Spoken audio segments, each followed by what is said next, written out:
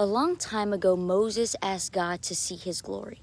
God said, Moses, I will show you my glory, but you cannot see my face, for no man can see my face and live. Now hang on to these words. God says, I will make my goodness pass before you, and I will proclaim before you my name. God's self-revelation involves his name, which is intricately linked to his character. Next, God places Moses in the cleft of a rock. He covers him with his hand, and now you can audibly hear the voice of God.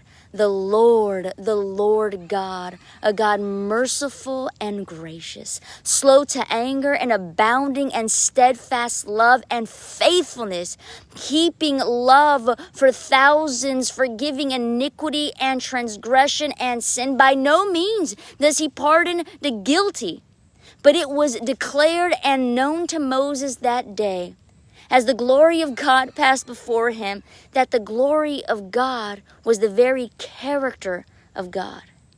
That he served of God, that you and I serve a God that is merciful and gracious, slow to anger, abounding in steadfast love. Man, he's faithful, he's forgiving, he's just. The character of God revealed to Moses that day was later visibly seen in the life of Moses, especially when he dealt with the rebellious Israelites, when he was willing at times to take his very name out of the book of life. You see, God chose Moses to intervene on behalf of his people because God knew Moses would be a man after his own heart, a man after his own character. But how did Moses, who had murderer stamped in the record of his past, now have meekest man who ever lived stamped in his present?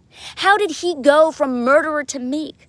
Well, from character to character, that transformation took place. This transformation of character allowed him to behold what was once impossible, the very face of God, and yet he lived. The Bible tells us that Moses, he died on the mountaintop alone, was resurrected and taken to heaven, where he saw the face of his Redeemer, and he lived. I too long to see the face of God. And if it is your desire, join me in the cleft of the rock, man, because my character desperately needs to be transformed.